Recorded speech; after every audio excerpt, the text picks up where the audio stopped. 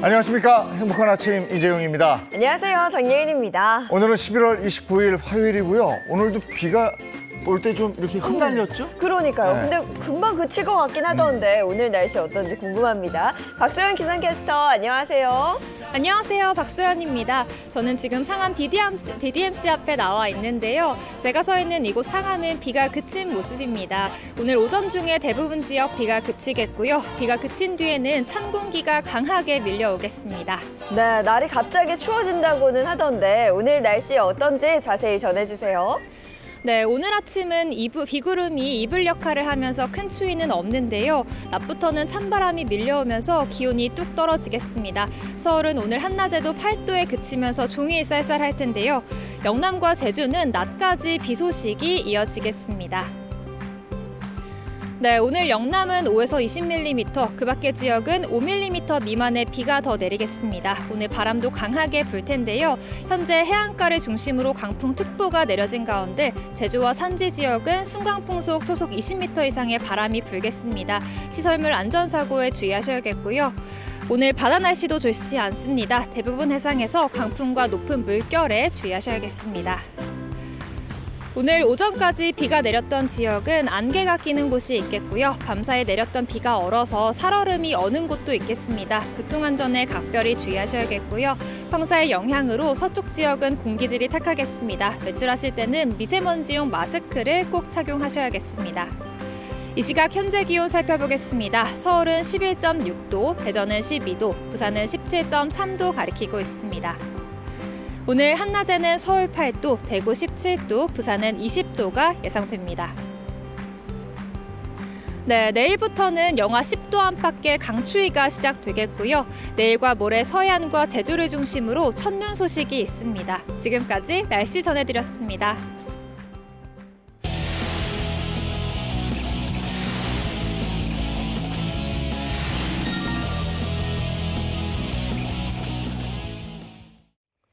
화제 이슈를 발빠르게 전해드리는 모닝 브리핑 순서입니다. 이고은 변호사와 함께합니다. 어서 오세요.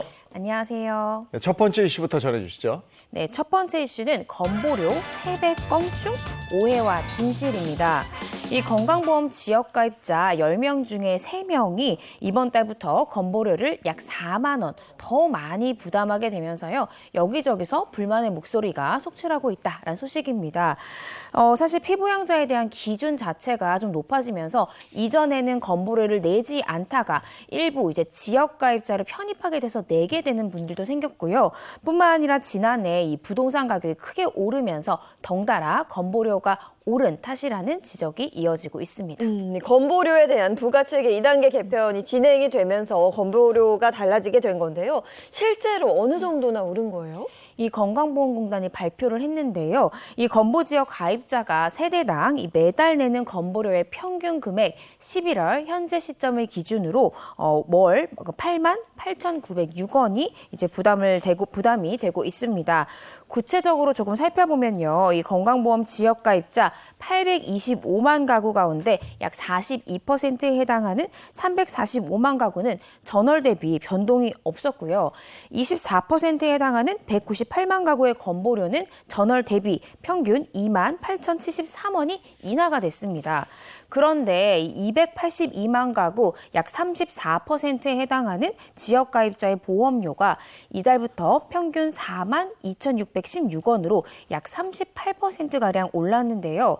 이 전월 가구의 이 전체 가구의 전월 대비 인상분은 7,835원으로 약 9.66% 정도 올랐지만 건보료가 오른 경우만 놓고 보면 그 인상폭이 3배 이상 오른 셈입니다. 그러나 이 기준을 전월 대비가 아니라 전년 동월 대비로 살펴보면 2021년 11월 평균 보험료가 10만 5,141원이었던 이 점들을 고려를 해보면요. 오히려 평균 보험료가 약 15%가량 인하됐다라는 점을 알 수 있습니다.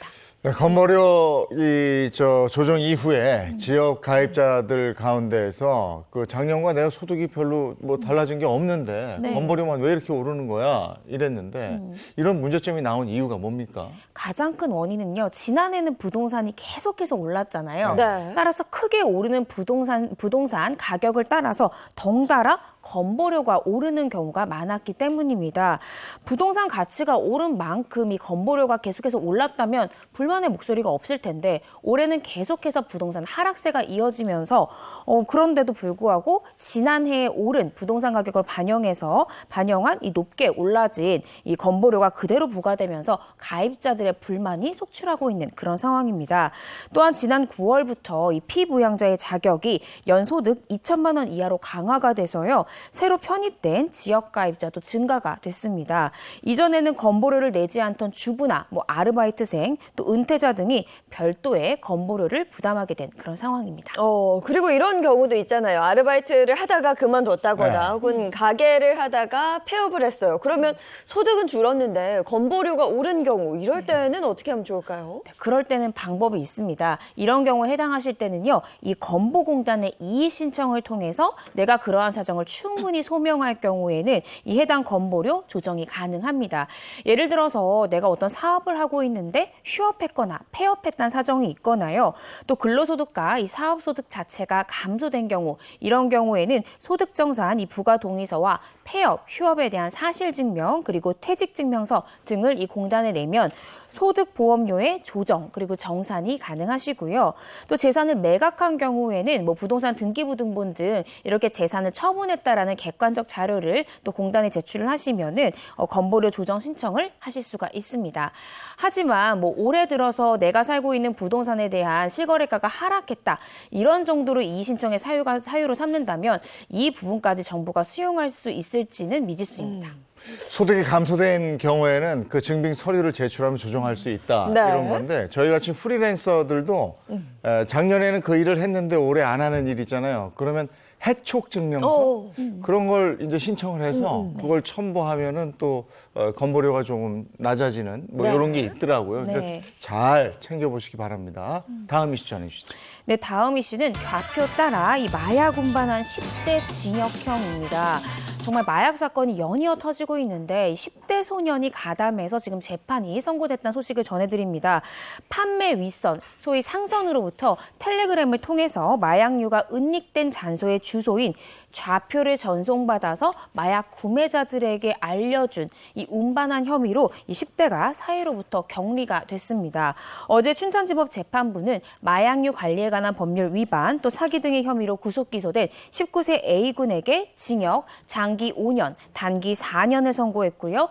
1,650만 5천 원을 추징했다라고 밝혔습니다. 네. 이 소년법상요, 만 19세 미만의 미성년자에게는 이 형을 선고할 때 장기와 단기로 나눠서 선고하게 되고요. 만약에 이 해당 수감생활 태도 등에서 좋은 평가를 받는다라고 하면 장기까지 다 채우지 않아도 조기 출소가 가능합니다. 아니 이제는 정말 우리나라를 마약 청정국이라고 부를 수가 네. 없을 것 같아요. 마약 관련된 문제들이 계속해서 터지고 있는데 10대가 마약을 운반을 했어요. 어쩌다 이런 일을 하게 됐을까요? 이 A군이 어떻게 마약을 운반하게 됐는지 이 방법을 좀 살펴보면요. 이 A군은 마약을 은닉한 장소의 사진과 주소, 이른바 좌표를 찾아가서 마약을 수거한 다음에 이 해당 마약을 소분해서 이를 구매를 원하는 사람들이 다시 구매할 수 있도록 이 던지기 수법으로 마약을 숨겨뒀던 것으로 확인이 됐습니다. 또 이 마약을 운반하면서 건당 수수료까지, 수당까지 받아온 것으로 확인이 됐습니다.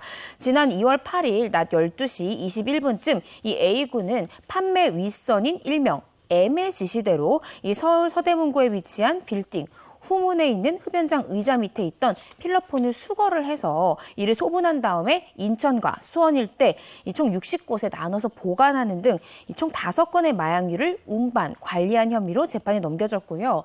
뿐만 아니라 이 A군 비슷한 시기에 이 마약류 구매자로 위장한 경찰관이나 실제로 마약류를 구매한 이 구매자로부터 돈을 송금받고 마약류가 은닉된 장소로 알려주는 등 5건의 이 마약류를 매매한 혐의도 받고 있습니다.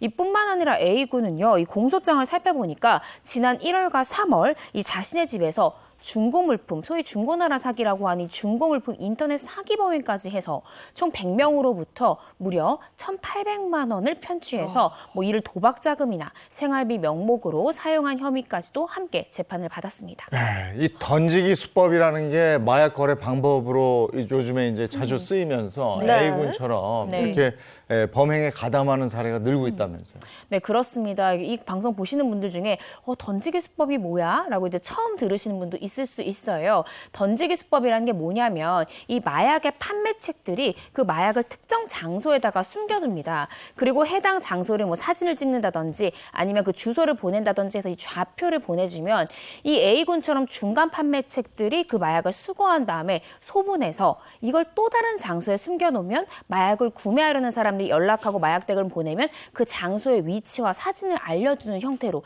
이 비대면 방식으로 마약을 판매할 수가 있게 되는 건데요. 이러한 방법 때문에 마약을 구매하기도 쉬워지고 판매하기도 쉬워지면서 마약에 대한 접근성이 많이 낮아졌다. 이런 지적들이 이어지고 있습니다. 이에 따라서 포털 사이트만 보더라도요. 뭐 친동생이 비아그라 같은 이 의약품을 판매하는 알바를 한다고 하더니 알고 보니까 이 던지기 수법으로 대마를 판매했다라는 글도 보이고요. 필로폰을 살 수 있다는 글을 보고 호기심으로 이제 구매하던 중에 던지기 수법으로 걸렸다라는 글도 있고 이 친구들 사이에 마약이 화제거리여서 이 던지기 수법으로 우편함에서 마약을 구매했다라는 등의 글을 심심치 않게 볼 수가 있습니다. 네, 마약 범죄에 10대가 가담을 하고 또 호기심으로 마약을 살 수 있다. 네. 이게 지금 마약 범죄 초기라고 할 수 있는 건지는 모르겠습니다만은 어쨌든 초기에 뭐든지 제압을 해야 되잖아요. 더 신경을 좀 써주셨으면 하는 바람이고요. 자, 다음 이슈 가겠습니다. 네, 세 번째 이슈, 초등생 협박한 입주민 대표 약식 기소입니다. 인천 영종에 위치한 한 아파트 놀이터에서 다른 아파트에 거주하는 초등학생들을 끌고 가서 막말을 한 혐의로 이 검찰에 넘겨진 입주민 회장이 재판에 넘겨졌다라는 소식입니다. 어제 인천지검 등에 따르면 이 인천지검은 지난 25일 이 협박 등 혐의로 인천 영종의 한 아파트 입주민 대표 62살 이 B 씨를 약식 기소를 했습니다. 이 약식 기소가 뭐냐면요, 이 별도의 정식 재판이나 재판이 없이 검찰은 서면만을 이 법원에 넘기게 되고 법원은 서면 심리만으로 이 해당 피고인에게 벌금이랄지 과료랄지 몰수형이랄지 이런 것들을 부과하는 그러한 재판 절차입니다. 검찰은 이 해당 입주민 대표의 여러 가지 정황 등을 고려해서요. 정식 재판에 넘기지는 않고 약식으로 기소했고 벌금 300만 원을 구형한 상태로 알려졌습니다. 네, 초등학생들이 놀이터에서 노는 장면 그냥 자연스러운 거거든요. 왜 이런 일이 발생했을까요? 사건을 좀 살펴봐야 되는데요. 이 해당 아파트 입주민 대표 B 씨는 이 지난해 10월 12일 오후 7시쯤에 이 인천 중구 영종도에 위치한 한 아파트에서 이 C군 등 초등학교 4학년과 5학년 학생 총 5명을 정서적으로 학대하고 협박한 혐의를 받고 있습니다. 이 B 씨는 아이들이 해당 아파트에 거주하지 않는다는 사실을 확인한 뒤에 여러 차례에 걸쳐 폭언을 하면서 관리사무소까지 데려갔어요. 이 과정에서 겁을 준 것으로 알려졌습니다. 이 당시 B 씨는 경찰에서 외부 아이들이 놀이터에 많이 오길래 기물 파손이 우려가 돼서 훈계 차원으로 관리사무실에 데려갔다라고 진술한 것으로 알려졌는데요. 이 사건 당일 B 씨는 아이들이 이 놀이터 기물을 파손했다라면서 직접 112에 신고를 했고요.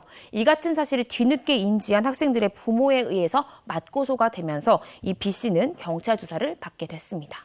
아니, 놀이터 기물 파손을 했다고 아이들을 저렇게 정서적으로 학대했다는 게 그리고 나중에 경찰 조사를 해보니까 기물 파손한 것도 아니라면서요. 그러니까 이 부분이 참 황당한데요. 이 해당 B 씨가 112에 신고를 했잖아요. 아이들이 네. 기물 파손했다. 네. 그래서 경찰이 CCTV를 딱 확인해 보니까 네. 전혀 그런 사실이 없는 네. 겁니다.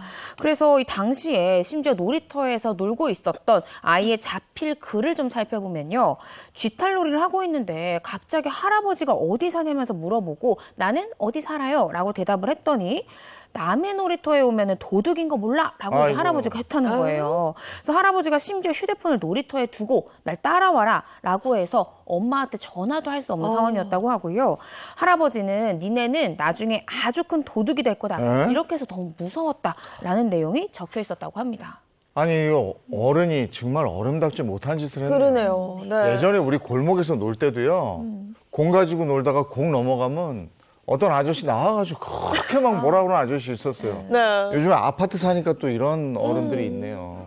이건 어른이 아닌데 이러면. 네. 자, 오늘 모닝 브리핑 여기까지 하겠습니다. 이고은 변호사와 함께했습니다. 고맙습니다.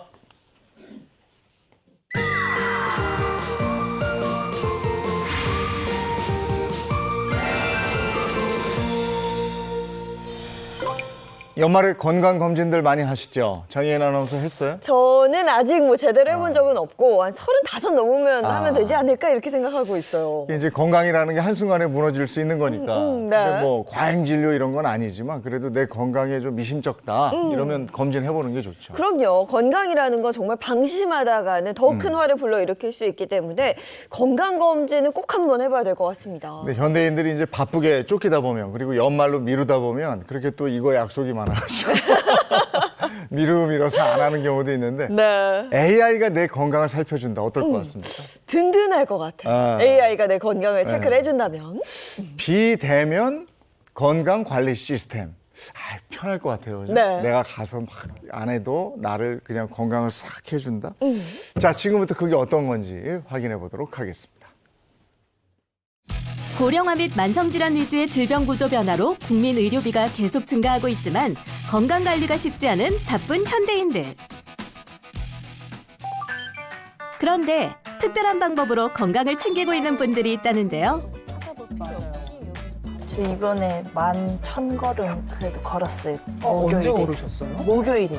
목요일에? 네, 그래서 오늘까지 3,600걸음. 그리고 저도 이거 부모님께 알려드려가지고 비타민 같은 거 사서 드시라고 네, 알려드렸거든요. 제가 사드려야 되는데 열심히 걸어서 사주신 거잖아요. 열심히 그래서 걸어야겠네요. 이거 심박수 측정도 되는데 혹시 알아요? 알려주세요. 네, 요거 들어가면은 네, 여기 심박수라고 있어요. 네. 요거 누르면 네, 이렇게 해서 자기 심박수가 측정되거든요. 이른 아침부터 열띤 토론을 펼치고 있는 이분들. 도대체 무슨 이야기를 하고 있는 건가요?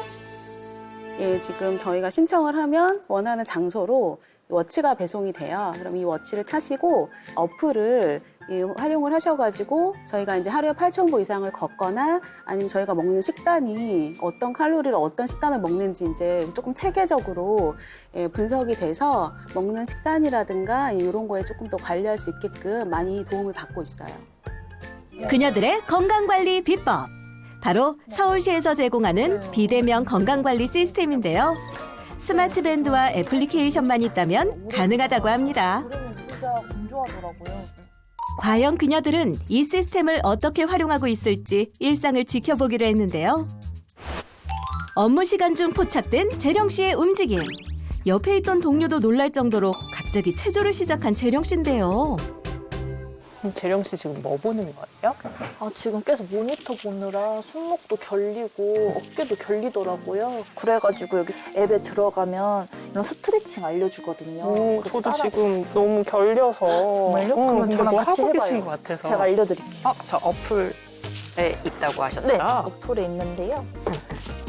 서울시에서 제공하는 건강관리 시스템에는 직장인들을 위한 맞춤 운동 및 스트레칭 방법이 소개되어 있는데요. 그래서 업무 시간 중에도 이렇게 간단히 운동을 할 수 있습니다. 밥 먹으러 갈까요? 갈까요? 네.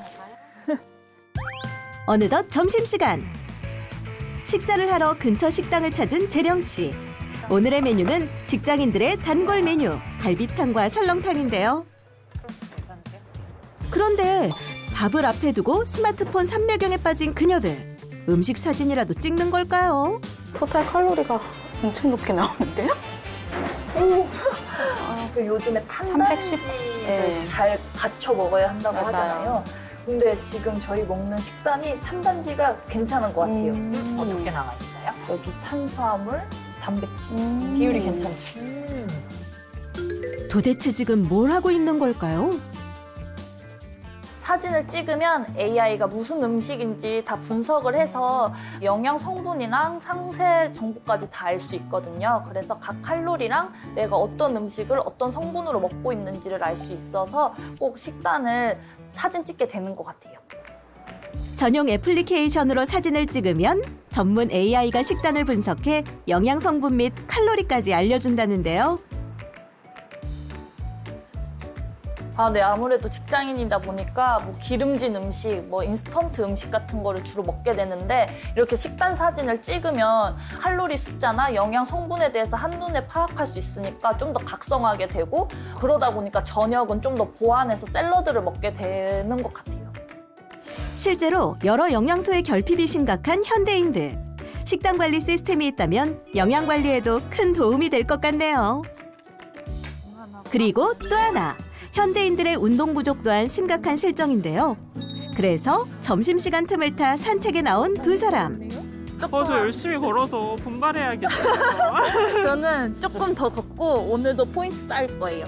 저도 그럼 8,000보? 오, 좋아요. 그러면 저희 조금만 더 걷고 그 다음에 들어가요. 네, 그럴게요.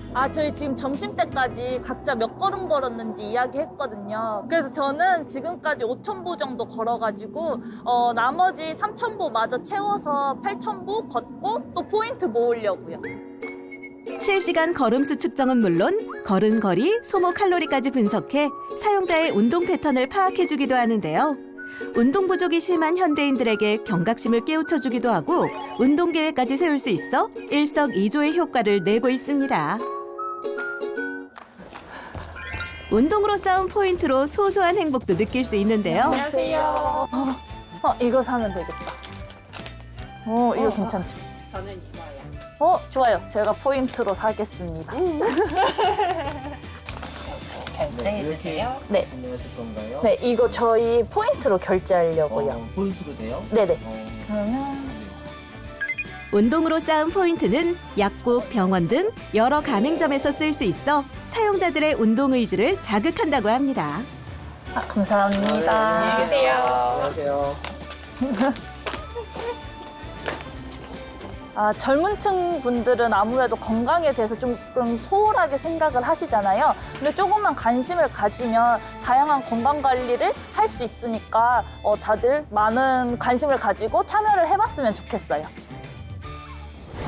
100세 시대라는 말이 있듯 건강이 그 무엇보다 중요한 시대가 왔습니다.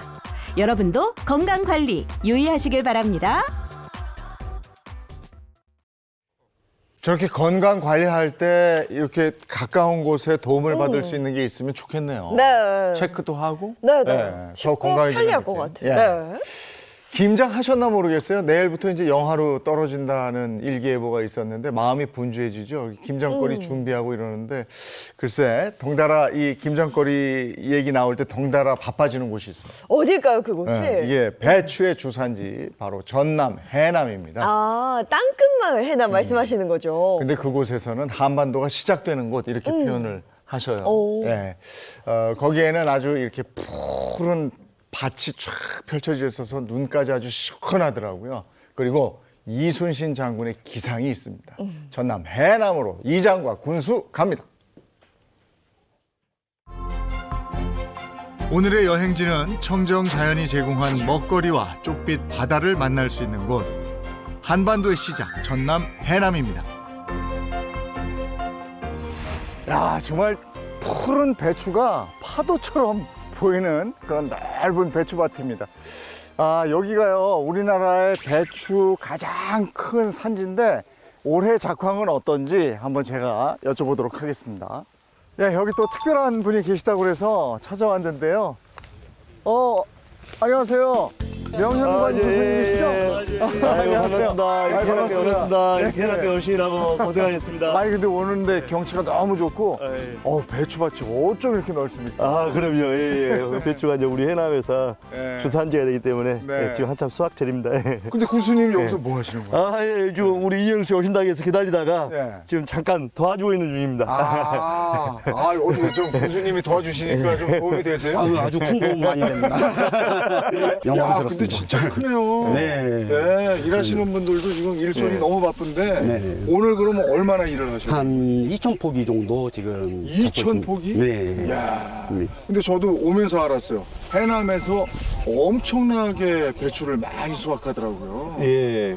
예, 그래서 이제 우리 전국에서 그 김장 배추, 겨울 배추까지 하면 전국에 한 70% 가차이를 우리 해남에서 이렇게 생산하고 있다고 보시면 되겠습니다. 네. 예, 오셨으니까 그래서 조금 한번 도와주실랍니까? 제가 근데 이걸 어떻게 해야 되나? 좀 한번 가르쳐 주세요. 하시면 바로 할 수 있으십니다. 어떻게 해야 돼요? 그렇죠. 눌러보시면은 예, 깡깡 단단해서 예, 단단한 거 잡으시고 살짝 젖히세요. 덧입 살짝 내리고 여기만 살짝 이렇게 쳐주시면 됩니다. 이렇게 쳐요? 흙은 좀 있어야 돼요? 예. 아, 더 잘라요? 조금만 더 자르셔도. 더 자르면 너무 많이 자르셔도. 이게 만만치 않네요. 예. 이 정도. 예. 아, 이게 도와준다고 그러면서 베린 거 아니에요, 제가? 아닙니다. 참 괜찮습니다. 좋습니다. 이렇게 예. 하나만 더 해보자. 네. 이렇게 제끼고, 잎을 이렇게 하고, 네. 네. 그다음에 여기를 네. 이렇게. 네. 아주 잘하셨습니다. 잘하시네. 오, 신봤다. 근데 배추가 정말 단단하고 네. 해남이 배추가 이렇게 잘 되는 이유가 있습니까? 바다 해풍 영향도 있고, 네. 예, 날씨, 기온, 그리고 이제 농부들이 또 이 관리하기 위해서 비료나 거름이나 모든 거. 농부의 정성. 예, 그렇죠. 적절한 기후. 예. 배추밭에서 이렇게 기왕에 갓 수확했으니까 맛이 또 기가 막힐 것 같은데 예. 한번 맛 좀 볼 수 있습니다. 예, 바로 보여드리겠습니다. 갑니다. 이거 와서 몇개 따지도 않고 맛 먹겠다고 그러니까. 해남에 오시면 무조건 맛보셔야죠. 아이고 곱다. 속 이렇게 네. 꽉 차고 마십니다. 그럼 하나 여기 한번 보실랍니까? 한번 예, 이 안에 있는 거 먹어야 되죠? 네. 이걸 이렇게 해서. 맛있습니다. 과일보다 더 달고 맛있습니다. 아, 진짜 그러네. 네, 시원하고.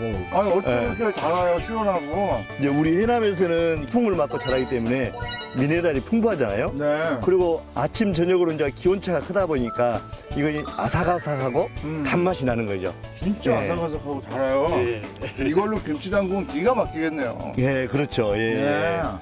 아니, 이게 맛있는 걸 이렇게 먹어보니까 지금 얼마 도와드리지도 못했는데 출출해져요. 네네. 그 뭐 이렇게 일하면 농부들의 새참 이런 거 있지 않습니까? 안 그래도 저희가 이제 새참 준비해. 아, 그렇습니까? 네네네. 군수님 오신다고 준비해. 저희 이제 새참 먹을 시간이라서. 네. 아, 그러세요? 네, 저희 알겠습니다. 준비해놨습니다. 좀 옮겨볼까요? 네, 가볼까요? 네.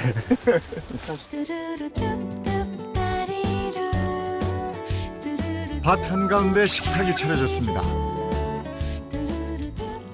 아까 속대를 너무 맛있게 먹어서요. 야, 기대를 했는데 기대 이상. 예? 고기까지 준비를 해주시고요.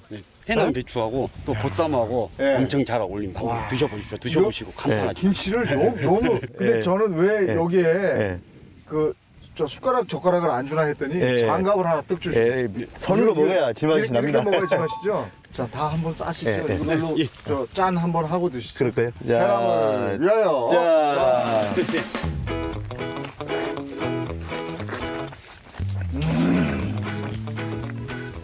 입에 들어가자마자 기가 막히네. 맛있는 이유가요. 네. 고기가 3kg 이상 이렇게 자란 배추로 김장을 해서 더 단단하고 물러지지 않습니다. 네. 그러면 이게 전국 가치로 팔려나가는 물량이 어마어마하겠어요.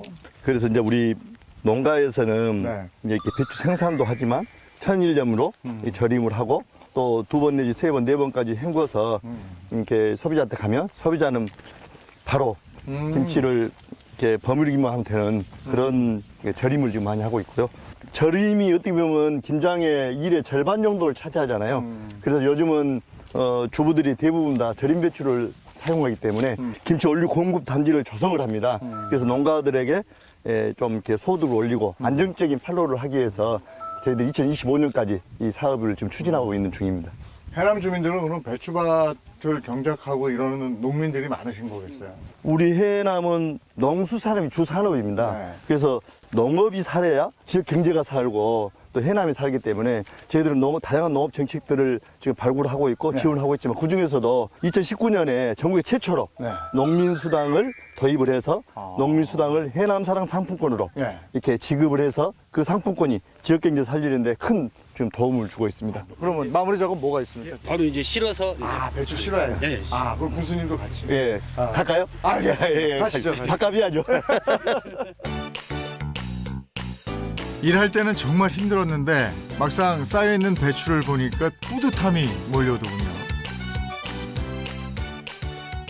이렇게 실으니까 또 따위라 고생했으니까요. 네. 이제 아름다운 경치 한번 가서 아니 여기보다 예. 더 좋은 경치가 또 있어요. 예, 또 해남의 예, 또 멋을 한번 즐기시기 바랍니다. 알겠습니다. 예. 앞장서시죠. 제가 따라가겠습니다. 가실까요? 예. 군수님이 안내한 곳은 파도가 역동적인 우수형 관광단지였습니다. 여기가 그 유명한 울돌목이군요. 예, 그렇죠. 예. 야, 진짜 물살이 여기가 세죠? 물살이 세고 여기서 소용돌이를 치네요. 예. 지금 이쪽으로가 굉장히 물살이 세는 편이고요. 예. 여기서 그 유명한 명량대첩이 여기에서 열렸던 그러죠. 그 전쟁이. 이순신 장군이 예. 13척의 배로 예. 133척의 애선을 물리쳤던 곳이 바로 이곳입니다. 야, 그 장소에 제가 서 있다는 게 감개무량한데요. 여기가 지금 수심이 예. 그렇게 깊지 않고 좁다 보니까 네. 물살이 굉장히 세죠. 예. 그러면서 물살이 이렇게 서로 부딪히면서 우는 닭에서 울돌목이라고 그렇죠. 예, 얘가 그러거든요. 오, 여기 봐요. 밑에를 다 보게 이렇게 만들어. 예. 그러니까 이게 둥글게 돼 있어서. 빙글빙글 도는 울돌목 스카이워크는 명란대첩 당시 적군의 눈을 속인 강강술래를 모티브로 디자인된 바다 전망대입니다. 아까 말씀드렸지만 이곳은 이제 아까 명랑대첩 이순신 장군의 예. 혼이 담겨 있는 곳이죠. 네. 그래서 작년에 이 우리 해남과 이 진도 사이에 이 케이블카가 개통이 됐고 야간 관광 활성화를 위해서 지금 야간 관광지 조성 사업에도 지금 진행되고 있습니다. 올 때도 보니까 평일임에도 불구하고 관광객들이 꽤 많았더라고요. 예.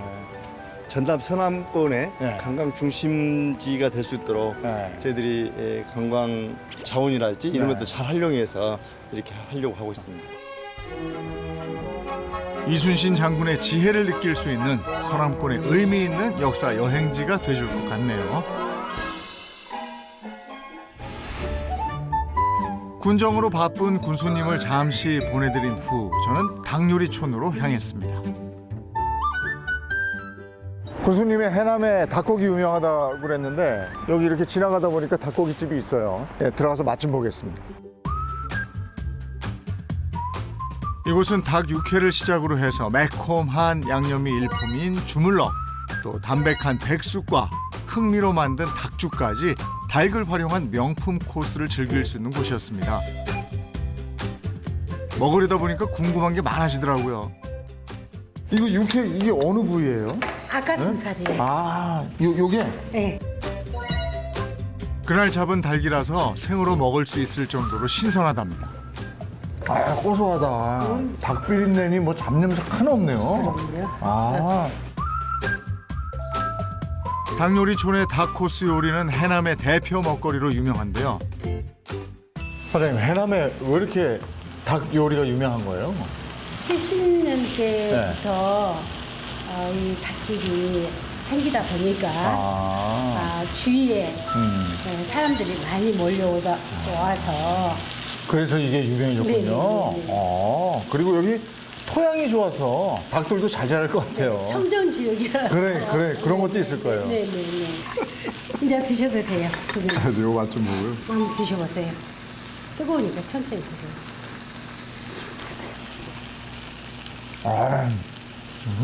양념 너무 잘 하셨네. 감사합니다. 닭이 신선한 맛이 나고요. 어쩜 이렇게 쫄깃쫄깃해요? 토종닭이에요. 나 길러서 그렇구나. 그죠? 네. 네. 너무 맛있다. 닭 하나로 다양한 음식을 맛볼 수 있는 곳이 어디 흔합니까? 이게 한 점, 두 점 집어먹다 보니까 금세 배가 차더군요.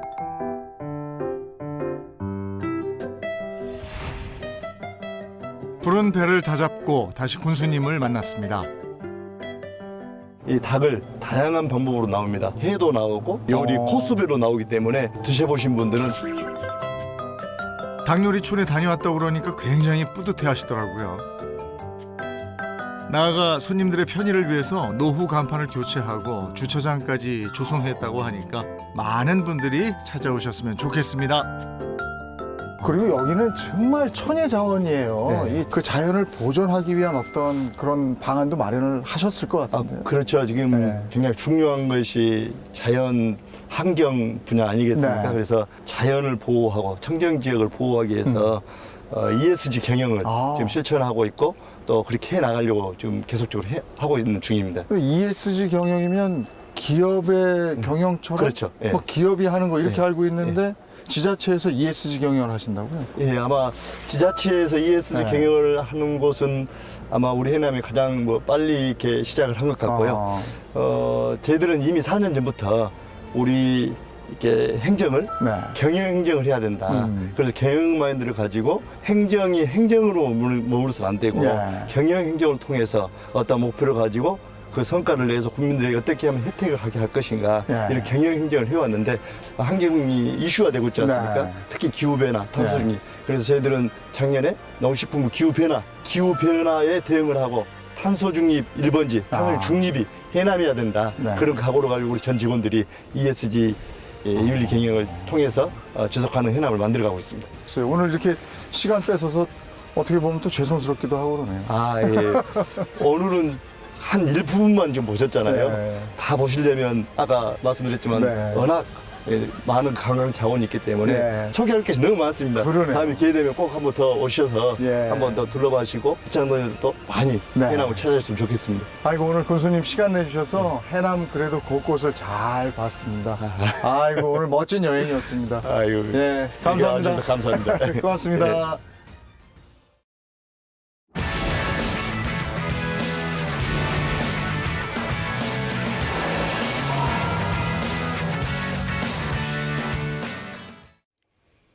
백세 건강한 인생을 도와드리는 건강 정보가 있는 시간입니다. 윤영미 아나운서 어서 오세요. 네, 안녕하세요. 중년 건강의 아이콘 윤영미입니다. 네, 반갑습니다. 또 서동주 흉부외과 전문의, 배우상 한의학 박사, 김정은 식품영양 박사 함께합니다. 어서 오세요. 반갑습니다. 반갑습니다. 오늘 우리가 다 어제 열심히 졌지만 응원하느라고 그렇죠. 응원하면서 뭐 좀 먹고 이러고 잤더니 얼굴이 저도 좀 부은 것 같은데 네. 윤영미 씨도 저요?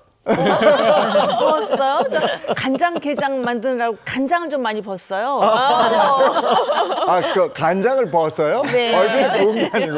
예. 아니 근데 우리 나이쯤 되면 진짜 얼굴 붓는 거 굉장히 신경 쓰이거든요. 네. 푸석푸석해지면 뭔가 고생한 것 같은 느낌이 맞아요, 들고 맞아요. 조금 더 늙어 보이는 거. 예, 그래서 얼굴 붓면은 뭐 이렇게 찬물로 마사지 하기도 하고 네. 뭐 찬 숟가락 뭐 맞아, 대기도 맞아. 하고. 네, 아침에 얼굴 부었다 푸석하다 우리 같이 아침 방송하는 사람들은 또 그러면 안 되는 거잖아요. 그렇죠. 예, 근데 이게 또 건강을 위해서도 붓고 이러면 안 좋은 것 같아요.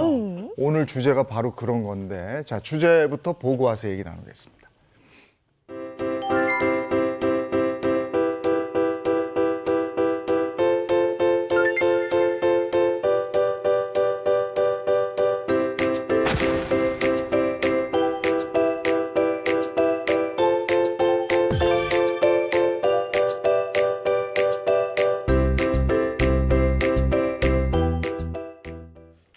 오늘의 주제입니다. 젊어 보이는 비밀 열쇠, 림프 관리법입니다.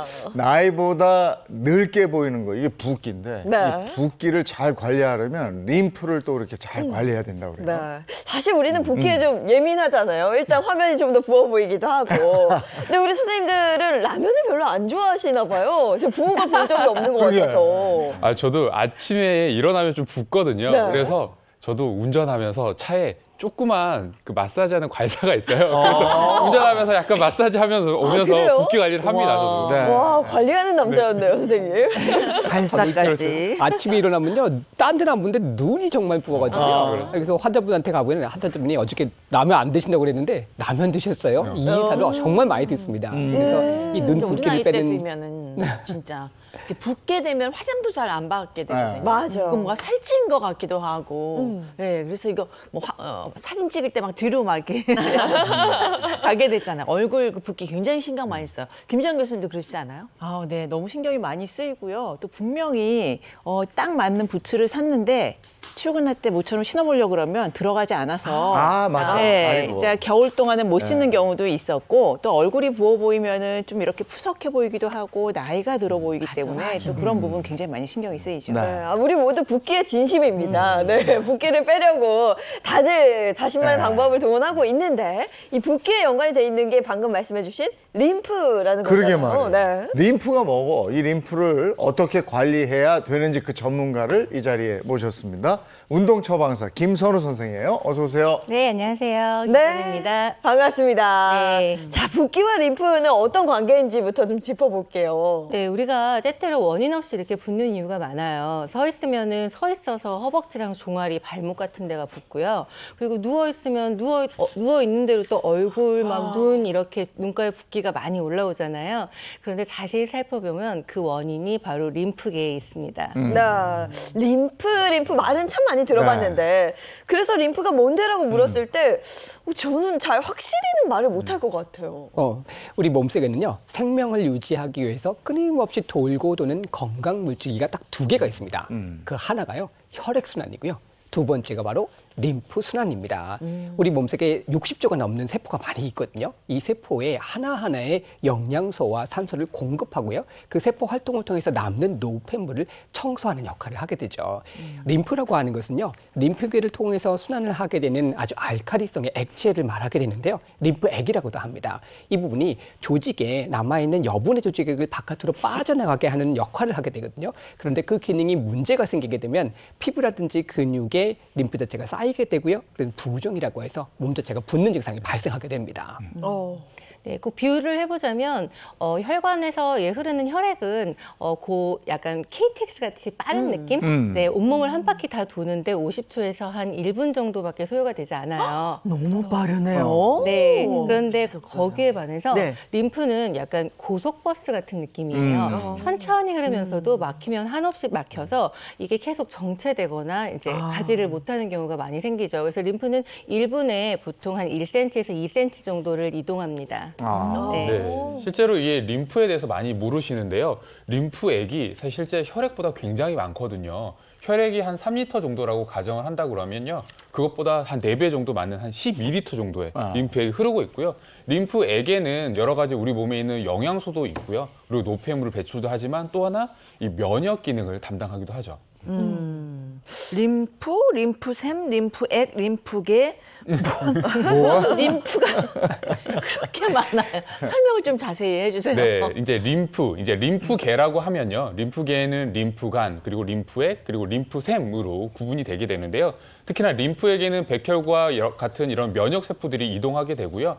또한 이게 영양 물질이나 이런 노폐물이 이동하면서 이렇게 여러 가지 우리 몸의 대사를 도와주게 되죠.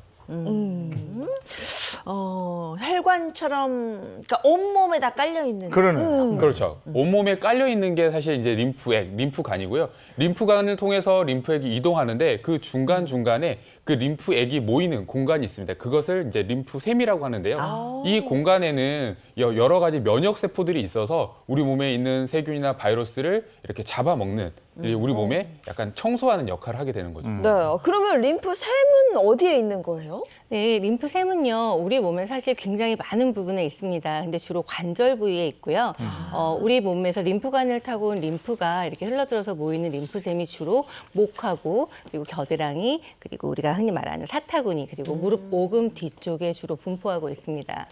그래서 풀어줘야 된다고. 그렇죠. 풀어줘서 막히지 않게 네. 뭔가 마사지를 해주든지 순환을 시켜야 된다 이런 얘기를 하는데 자, 그럼 본격적으로 림프에 대해서 알아보도록 하겠습니다. 림프, 그것이 궁금하다라고 준비를 해봤는데 자, 첫 번째, 림프 부종, 이것 하나면 가능하다. 이게 뭘까요? 림프 부종. 이거 마사지 뭐 이런 거 아닐까요? 림프 손가락? 손가락 풀어주니까. 손가락으로 이렇게 풀어주는. 그럴 듯하네. 그럴까요? 림프 부종 손가락 하나면 가능하다일지 정답은 손전등? 맞았는데. 뭔가 비슷한 듯 아니었어요. 손전등으로 가능해? 이게 손전등인데. 네, 그래서 여러분 책상에 이제 손전등을 하나씩 준비해 놨는데요. 이걸 이렇게 눌러서 켜서 살에다가 이렇게 대봤을 때 빛이 퍼져 나가는 속도를 보면 이것이 정상인지 림프 부종이 진행 중인지 알 수 있습니다. 사실 림프 부종은 이 빛이 퍼져 나가는 크기가 커질수록 림프 부종을 의심할 수가 있는데요. 이 손전등 있으시면 한번 실험해 보시면 좋겠네요.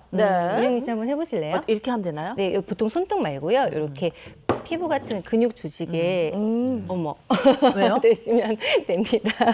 어떻게 하면 돼요? 네, 정상의 경우에는 그냥 이렇게 빨간 원이 그려지고요. 네. 빨간 원이 그려지고 림프액이 그러니까 림프의 정체가 일어난 곳은 점점 빛이 퍼져서 이렇게 노란색 빛이 이렇게 바깥으로 많이 퍼져나가는 현상을 보이게 되거든요. 저는 정상인가요, 비정상인가요? 네, 여기는 정상인데 사실 우리가 종아리나 이런 허벅지 같은 림프 정체가 많이 일어나는 곳을 이렇게 측정을 해보게 되면 정확하게 아실 수 있습니다. 빨간불이면 된다는 거잖아요, 그지? 네. 빨간불이 뭉쳐있으면 되는 거죠? 네, 이재용 씨는 지금 정상이고요. 네, 그렇게 빨간 원이 그려지는 것이 정상인데 실제로 림프 정체가 심한 림프 환자들 같은 경우에는 노란 빛이 주변으로 많이 퍼져나가는 것을 볼 수가 있어요. 그래서 한번 자가 실험을 해보시고 림프 부종이 있는지 체크해 보시기 바랍니다. 야, 그것도 희한하네. 이걸로 된다는 게. 그죠? 계속 해보게 돼요. 지금 일단 8이니까 나중에 집에 가서. 네, 주로 림프절에 있는 겨드랑이라든지 사타구니 이런 쪽을 해보시면 정확한 체크를 하실 수 있고요. 부종이 있으시면 빛이 번져나가면 내 림프계에 이상이 있구나 하고 약간 긴장하셔야 될 것 같습니다. 네. 그 왜 셀룰라이트라는 것도 그러니까요. 있잖아요. 그거 왜 셀룰라이트. 울퉁불퉁하고 뭐 이런 거, 몸에 이런 것도 이 부종의 일종이에요? 셀룰라이트라고 하는 것은 부종하고는 조금 다릅니다. 주로 사춘기를 지난 여성에서요, 엉덩이라든지 복부 또 허벅지 부위에 울퉁불퉁하게 피부 변화가 발생하는 것을 말하게 되는데요. 이 셀룰라이트의 원인도 미세 혈액순환이라든지 림프순환 자체가 잘 되지 못해서 체액에 지방 자체가 많이 피하지방에 쌓이면서 발생을 한다라고 하죠. 그래서 림프순환을 원활하게 유도해주게 되면 셀룰라이트도 방지하는 데 도움을 받으실 수 있습니다. 상관이 있네요. 그러니까 림프는 순환이 핵심입니다. 자, 그래서 두 번째, 림프가 막히면 이것까지 온다는데 이거 뭘까요? 보니까 한 글자인 것 같긴 해요. 그렇죠? 림프가 막히면. 병 온다? 병까지 온다? 뭐 이런 건가? 아니면 어떤 장애가 온다? 뭐 이런 것 같기는 한데 정답을 보도록 하겠습니다. 림프가 막히면 암까지 와요? 우리가 상상했던 거 훨씬 이상인데요? 그렇죠. 그래서 림프 관리를 좀 잘 하셔야 되는데요. 실제로 이 림프는 혈관처럼 우리 온몸에 퍼져 있으면서 이 면역 기능을 담당한다고 말씀드렸잖아요. 그런데 림프의 순환이 잘 되지 않게 되면 계속 반복적으로 염증이 발생할 수 있고요. 그리고 림프 세포 자체에 이상 변화를 생길 수 있습니다. 이렇게 되면 림프종으로 변화가 생길 수도 있고 혹은 암의 발전 가능성도 있게 되죠. 네, 그리고 림프종 같은 경우에는요, 매년 5,000명 정도의 신규 환자가 발생할 정도로 사실 뭐 그렇게 드물지 않은 암이라고 할 수가 있습니다. 또 이제 장기 이식을 받았거나 또 자가 면역 질환이라든지 또 면역 억제제를 복용을 하시는 분들 같은 경우 이제 면역력이 떨어지게 되면은요, 이런 또 빈도가 늘어난다고 합니다. 네, 그리고 최근 유방암이나 자궁 내막암 그리고 자궁 경부암 같은 여성암의 그 발생률이 빈도가 잦아지고 있는데요. 사실 다행히도 치료가 완성되기까지는 굉장히 뭐 이렇게 어렵지 않게 요즘에는 다 되고 있는데 그래도 수술 후에 2차적인 발생이 생길 수가 있습니다. 그래서 2차적인 치료로 인해서 림프절을 잘라내거나 제거하거나 그렇게 된다면 림프 부종이 쉽게 생길 수 있는데요. 특히 근력이 약한 여성들은 림프 순환이 훨씬 더 저하되기 때문에 수술 후에 림프 부종으로 인한 삶의 질 또한 저하되고 우울해지는 경우가 많죠. 사진에서 보였죠. 그렇죠. 그런데 이 암 수술과 림프 부종 무슨 상관관계가 있나요?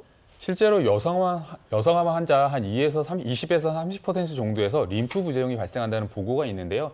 저희가 보통 암 수술을 하게 되면 이제 재발과 전이를 막기 위해서 림프샘을 절제를 하게 됩니다. 이 과정에서 사실 림프관을 막히게 해서 림프 부종이 발생할 수 있는데요. 실제 유방암 환자 같은 경우에는 수술 과정에서 겨드랑이에 있는 림프샘을 제거하게 되고요. 이로 인해서 상지 부종이 발생할 수 있고 혹은 자궁 내막암이나 자궁 경부암 환자분들 같은 경우에는 사실 서해부에 있는 부분에서 림프샘을 절제하면서 하지 부종이 발생할 수 있습니다. 그래서 여성암 치료 후에 특정 부위에 만약 붓는 증상이 계속된다라고 하면 꼭 진료를 보시고 치료를 받으시는 게 필요하겠습니다. 네. 근데 이게 미관상으로 굉장히 보기가 좀 불편하잖아요. 그죠? 그럼 미관상의 문제로 끝나는 건지 아니면 이게 아주 중요한 건강과 밀접한 관계가 있는 건지 치료를 받아야 되는 건지 궁금해요. 받아야 되는 상황이 생길 수도 있습니다. 림프 부종을 방치해서 가만히 놔두시게 되면요. 통증뿐만 아니라 피부가 두꺼워집니다. 그러면 이 부위에 세균이 침투하기가 쉬워져요. 그래서 아주 심각한 경우 폐혈증이라고 하는 위험한 상황도 발생할 수 있습니다. 그래서 붓는 부위가요. 아주 열감을 좀 많이 느껴지시고 통증이 많이 있다라고 하면 감염을 의심해 볼 필요가 있기 때문에 이럴 때는 바로 병원에 가셔서 진단을 받아보시는 것이 중요합니다. 림프 부종이 단순히 이제 미관상의 문제가 아닙니다. 더 심한 병으로 발생할 수 있기 때문에 잘 관리를 하셔야 되는 거고. 자, 이어서 세 번째 한번 보도록 하겠습니다. 림프 건강을 챙기려면 몸으로 잠들어라. 뭐가 그러네? 이거 뭐 진짜로 잠들어라 이런 거 아닐까요? 진짜 가짜였나? 가짜로 뭐 네. 선잠 자지 말고. 일찍 잠들어라 이런 건 줄 알았더니 뭐뭐로야. 로가 음악으로 잠들어라. 자, 보겠습니다. 림프 건강을 챙기려면 나치. 나치요? 다 벗고 자라고요? 아니 진짜 그 숙면을 취하려면은 완전 실오라기 하나 걸치지 말고 나체로 잠들어라 이런 얘기는 들어봤거든요. 근데 이게 이 상식이 맞는 얘기인가요? 네, 맞습니다. 림프는요, 사실 아까 말씀드린 대로 근육의 움직임, 그리고 우리가 숨을 쉴 때 발생하는 횡격막의 압력 같은 것으로 이동하기 때문에 바깥에 있는 부분을 꽉 조여주는, 특히 여성 보정용 속옷이라든지 꽉 끼는 타이트한 청바지, 이런 것들을 입으면 림프 순환을 방해할 수 있기 때문에 좋지 않습니다. 네, 림프 순환 오늘의 핵심입니다. 자, 그래서 젊어 보이는 비밀 림프 관리 오늘 최고의 건강 비법 최건비에서 준비했습니다. 가장 먼저 김선우 선생님께서 준비하셨죠? 네, 제가 오늘 림프 마사지 같은 경우 사실 매일매일 집에 가서, 이렇게 병원에서 이렇게 가서 받거나 샵에 가서 받기 힘들잖아요. 그쵸. 그런데 이제 집에서 매일매일 자가 관리를 해주시면 효과가 굉장히 좋거든요. 그래서 제가 30초를 투자해서 림프 부종을 완화할 수 있는 그런 중요한 스트레칭법이랑 운동법을 알려드리려고 합니다. 30초만 투자하면 돼요? 네. 그러면 가르쳐 주시죠. 네. 빨리 배우고 싶네요. 네. 네. 자, 앞으로 모시고 한번 배워보도록 볼게요. 하겠습니다. 30초 투자해서 뭐 림프를 관리할 수 있다니까 그렇죠. 확 땡기네요. 따라해야죠, 이거는. 네. 림프가 네. 잘못된 뭐 암까지도 말씀하셨는데. 네, 일단 의자랑 뭐 테니스공, 생수병 제가 여러 가지를 준비했는데요. 사실 처음에는 서서 하는 마사지예요. 우리 보통 손가락 하트 많이 하잖아요. 손가락 하트로 이렇게 고개를 한번 오른쪽으로 돌려볼까요? 네. 오른쪽으로 돌리면 여기 이렇게 튀어나온 근육이 보이실 거예요. 이게 이제 흉쇄 유돌근이라고 해서 이렇게 꾹꾹 집어주시면 되는데 여기 손가락 하트 하듯이 이렇게 집어서 꾹꾹 목 아래로 내려주시는 거예요. 이게 림프액이 밑으로 내려가기 때문에 같이 이렇게 내리면서 그래서 내리면서 눌러주시면 되고요. 꾹꾹 눌러서 내려주세요. 그렇죠. 이거 어깨에 있는데 이쪽으로는 조금 여기 사람이 이게 고개를 돌리게 되면 여기 튀어나오는 부분이 있어요. 그래서 이 튀어나오는 부분, 그래서 여기를 이렇게 제가 보시면 여기 지금 튀어나온 부분 있죠? 여기를 꾹꾹 눌러서 아래로 내려주시는 거예요. 조금 아파요. 네, 조금 아프시다 하시는 분들은 순환이 조금 잘 안 되고 있는 상태이기 때문에 그런 거예요? 네, 그리고 고개를 반드시 돌려주셔야 하는 것이 근육을 이완시킨 상태에서 림프를 아래로 쑥쑥 쓸어서 내리듯이 이렇게 지압을 하면서 내려주시는 거기 때문에 이걸 자주 해주시면요. 라면 드시고 주무셔도 붓기가 훨씬 덜합니다. 그래요? 네. 양쪽에 네, 10초 양쪽에. 정도씩만. 그렇죠. 그래서 반대로 또 돌리면 이렇게 짚을 수가 있고요. 그리고 이걸로 나는 얼굴 붓기가 잘 안 빠진다. 그래서 걱정된다 하시는 분들은 제가 도구를 하나 준비했는데요. 이 생수병이에요. 이 생수병 사실 다른 병들은 조금 딱딱한데 얘는 좀 이렇게 말랑말랑해요. 그래서 저는 보통 자주 하는 운동이 어깨를 이렇게 한쪽으로 올려서요. 이 어깨하고 목선에 승모근하고 목 사이에 이 물통을 끼고요. 고개를 지그시 꾹 눌러줘요. 어깨는 고정하고 머리를 눌러서 목 림프절을 압박해 주시는 거예요. 그럼 이 오른쪽이 굉장히 이렇게 시원해지고 네, 땡겨지는 오른쪽은 근육이 늘어나 있는 상태로 이제 준비를 하고 있는 거고요. 여기는 아까 이야기한 근육을 자극해서 림프를 순환시키는 방법이에요. 그래서 지그시 한 5초에서 10초 정도 눌러주시면 눌러주셨다가 다시 해보시고 그리고 반대쪽도 같이 5초에서 10초 정도 지그시 눌러주셨다가 물이 담긴 물통이 좋은 거죠? 네, 물이 담긴 물통도 좋고요. 이렇게 따서 한 모금 드셔도 됩니다. 시원한데? 네, 그래서 이런 식으로 해서 이렇게 쭉 꾹 눌러주시게 되면 목이 시원하기도 하고요. 네. 그리고 림프순환을 도와주고 특히 목 디스크가 있으신 분들도 무리 없이 하실 수 있기 때문에 굉장히 많은 도움이 됩니다. 잠이 오려고 그래요. 정말 어떡해. 시원해요. 네, 시원하죠? 네, 이거 방송 보시는 분들이요. 같이 따라해 보시면 쉽다. 너무 좋으니까. 너무 좋다. 네, 그렇죠. 이거 한번 꼭 해보시고요. 네. 다음은 어떻게 테니스를 치나요, 우리? 아니요.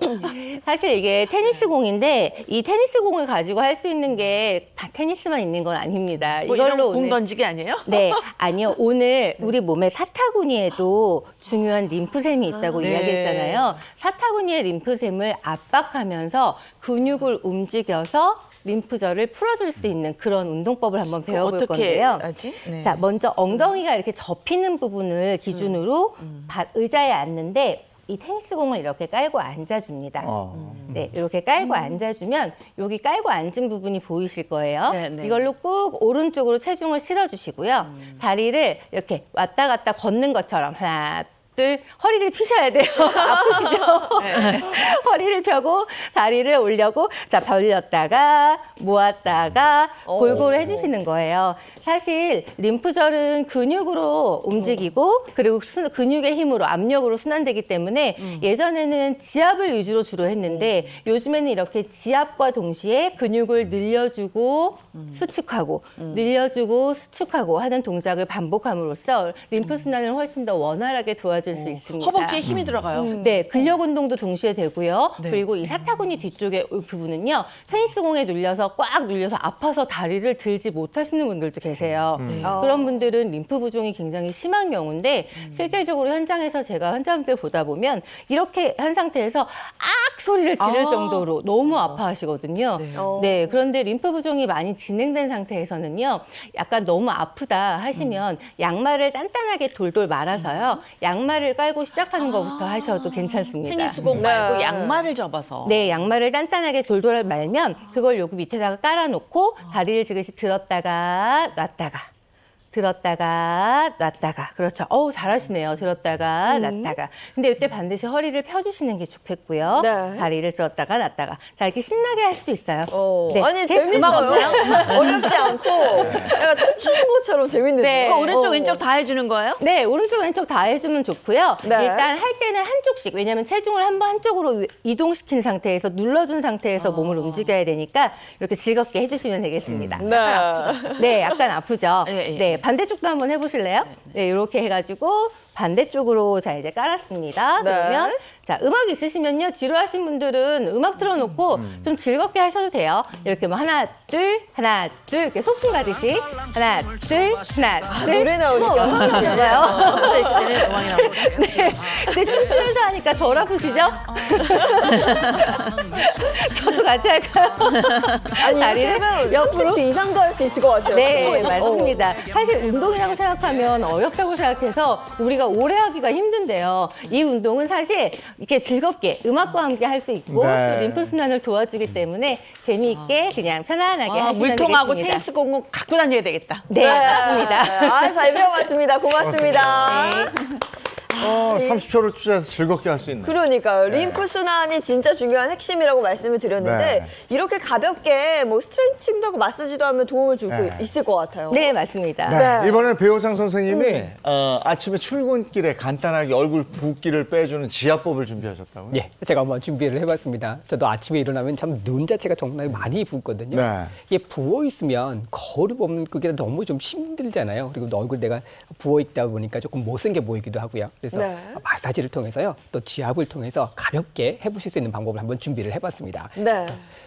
첫 번째는요, 우리 부종 자체가 생긴다라고 했을 때, 특히 얼굴 부종이 생기게 되면 이 얼굴에 있는 독소라든지 이런 부분들은 목 귀 뒤에 있는 부분으로 가서 이 독소 자체가 목 뒤로 이렇게 빠져나간다라고 합니다. 그래서 이 뒤에 있는 부분, 귀 쪽에 있는 부분 자체를 마사지를 많이 해주시게 되면은 이 독소 자체를 좀 풀어주는데 도움을 좀 받으실 수 있고 갸름한 턱선을 유지할 수 있는데 도움이 되시거든요. 그래서 검지하고 중지에 V자를 한번 만들어 보세요. 이렇게 만드신 다음에 귀 사이에 한번 껴보실 겁니다. 이렇게 껴보시고 귀 뒤에, 목 뒤에 있는 부분에 이제 림프샘 자체가 있거든요. 이 부위를 약간 열이 나는 느낌 같이 위아래로 마사지를 해주실 겁니다. 따뜻하게 해주세요. 이거 저 온탕에서 어르신들이 많이 하고 있는데. 맞죠? 귀를 이렇게 만지시는 네, 거. 이렇게 만지고. 이렇게 해주시게 되면 사실 귀의 소리도 조금 이명이라든지 이런 것들 완화하는 방법도 좀 되시고요. 그다음에 귀 뒤 자체에 보면은 예풍형이라고 하는 혈자리가 있습니다. 이 뒷자리를 마사지를 해주기 때문에 풍을 또 예방하는 데 도움을 좀 받으실 수 있거든요. 위아래로 한 10번 정도 해서 열이 좀 나게 해주십시오. 시원하면서도 따뜻하게. 열이 나요. 귀 뒤에 열이 나시게 되면 몸의 체온도 높여질 수 있거든요. 체온이 높다라고 하는 건 순환을 유지할 수 있는 방법이 되니까 따뜻하게 해줄 수 있는 방법이 되실 것 같습니다. 네. 그래서 이렇게 턱선 자체를 좀 자극을 해주셨다라고 하면 그 다음에는요 얼굴 자체를 리프팅을 시켜주셔야 되잖아요. 와, 좋죠. 네. 그래서 리프팅 할 수 있는 부분이 바로 측두근이라고 하는 부분을 자극을 해주시는 겁니다. 우리 관자놀이라고 알려져 있죠. 네. 태양열이라고 하는 부분에 한약적으로 부르는데요. 여기를 검지하고 중지 이 두 가지 손가락으로 여기를 대시고요. 관자놀이 대시고 위로 팔자를 그렸다가 아래로 팔자를 그려주세요. 이렇게 팔자를 그리듯이 위아래로 문질러 주시는 겁니다. 한 3번 정도 하시고 난 다음에 요 태양열 자체를 위쪽으로 쭉 당겨주세요. 리프팅이네. 네, 정말 리프팅이 되시죠. 다시 위아래로 팔자를 3번 정도 지압을 해주시고요. 2, 3번 해주시고 위쪽으로 쭉 당겨주세요. 주름살도 방지가 주름이 되고요. 없어지고 있는 것 같아요. 그렇죠. 이렇게 해주시게 되면 얼굴 자체에 있는 붓기라든지 걸 빠지게 하는 방법도 되고요. 측두근을 올려주면서 리프팅을 하는 방법이 됩니다. 눈 자체가 좀 많이 부으신다면 눈 쪽 안쪽에 있는 정면혈이라고 하는 부분이 있거든요. 이 부분을 위에서부터 이렇게 마사지를 해주시는 것도 하나의 방법이 되시고요. 두 손가락을 가지고 아래쪽도 하한 검 있는 부분 여기도 이렇게 살살살 눌러주시게 되면 양쪽에 있는 위에 있는 눈꺼풀하고 아래에 있는 눈꺼풀을 조금 더 붓기를 자체를 빼는 방법이 좀 될 수 있겠습니다. 네. 그리고 마지막으로요. 이번에는 얼굴 자체를 전체적으로 좀 작아 보이게 하려고 그러면 턱선 자체가 조금 좋게 나오셔야 되잖아요. 그래서 위아래 이를 꽝 한번 물어보세요. 꽉 물어보시면 옆에 교근이라고 하는 부분이 깨물근이라고 하는 부분이 톡 튀어나오게 됩니다. 그 아래쪽에 물었던 이를 살짝 느슨하게 해주면 아래쪽으로 오목하게 들어간 부분이 있습니다. 좀 찾기 어려우시면요. O자를 한번 만들어 보세요. 오 하시고 난 다음에 턱 있는 쪽으로 약간 오목하게 들어간 부분 살짝 누르시면 통증을 좀 느껴집니다.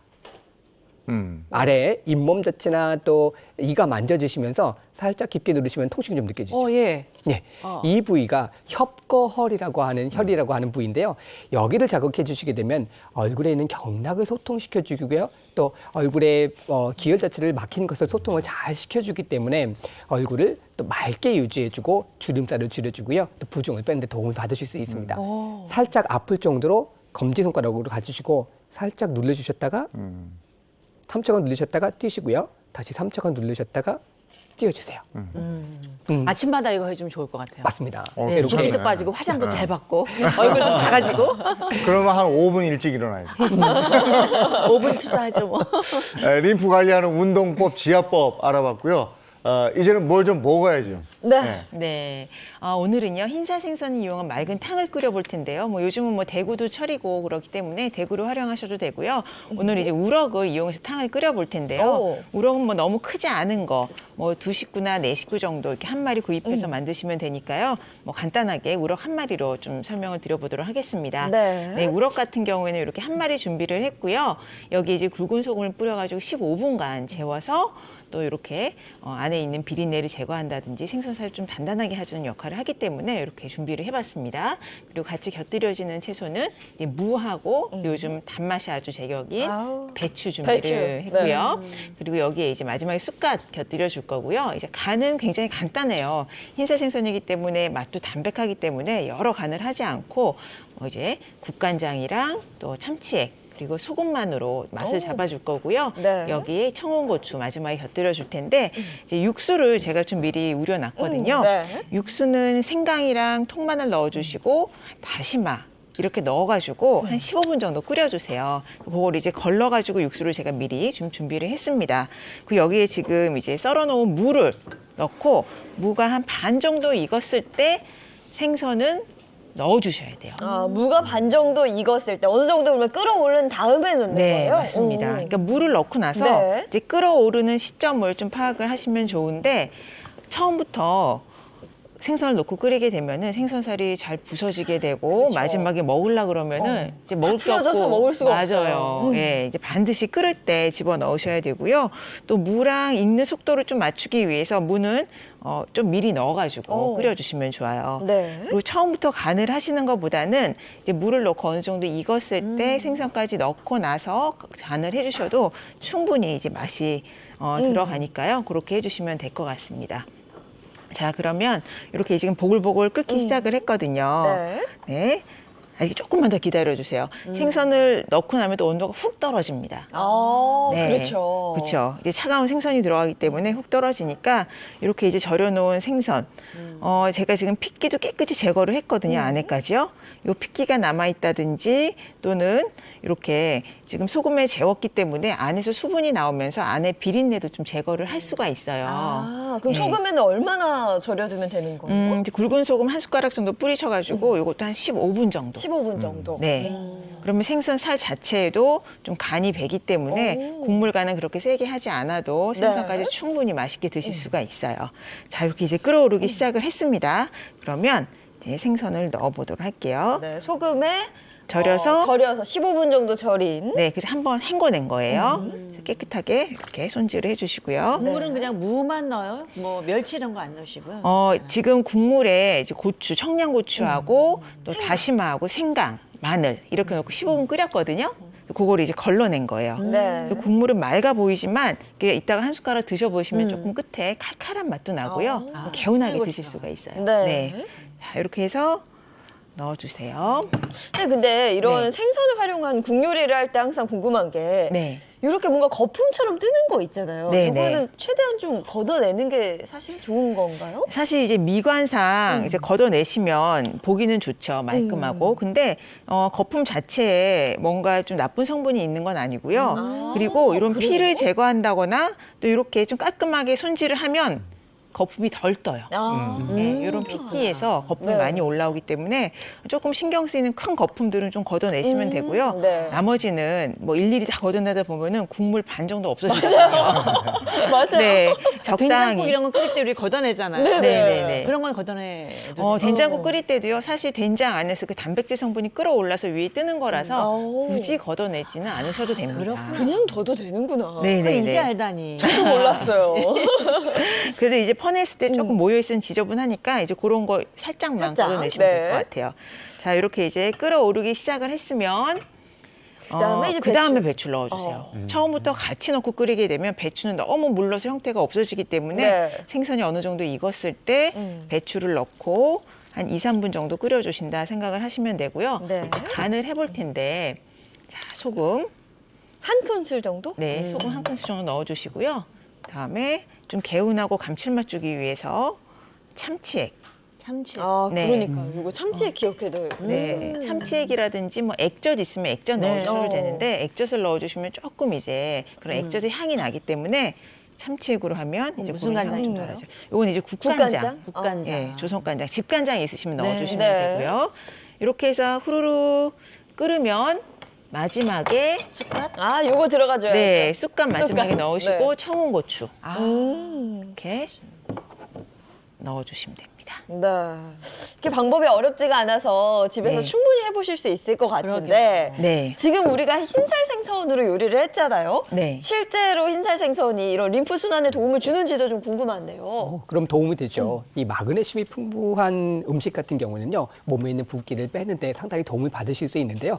그 중에서도 흰상생선 같은 경우에는 단백질은 풍부하고 지방이 상당히 적거든요. 그래서 다이어트 하시는 분들한테도 사랑을 많이 받고 있습니다. 네. 아, 저는 어디 가서 우럭 미역국을 한 그릇 먹었는데 너무 네. 맛있었거든요. 이게 또 기대가 돼요. 네. 우럭으로 맑은 묵국을 끓인 거잖아요. 이야, 맛있을 것 같아요. 네.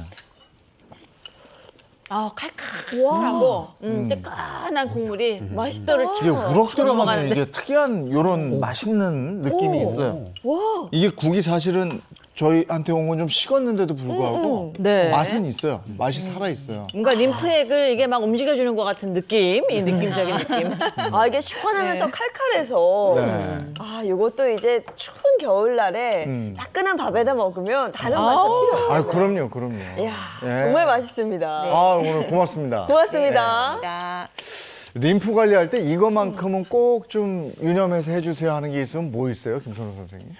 사실 제일 중요한 건 근육 활성화입니다. 아. 근육이 잘 움직이고요. 우리가 호흡을 크게 할 때 호흡에 필요한 호흡근이 잘 동원되면 림프순환이 잘 이루어질 수 있는데요. 그래서 운동을 매일 꾸준히 하는 것, 그리고 마사지나 스트레칭 같이 근육의 길이를 줄였다, 늘렸다 하는 것을 도와주는 일을 자주 해주신다면 우리 몸의 면역, 적당하게 키울 수 있습니다. 네. 어제 늦게까지 축구 응원하시고 치킨 이런 거 드셨던 분들 아침에 부으셨을 텐데. 그럼요, 네. 이렇게 림프 관리 오늘 해주시면 좋을 것 같네요. 오늘은 붓기 빼주는 림프 관리에 대해서 알아봤습니다. 고맙습니다. 고맙습니다.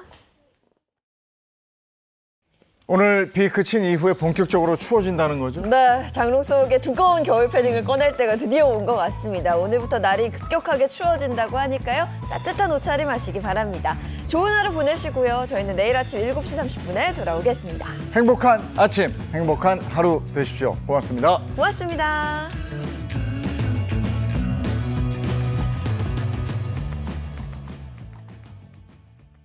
채널 A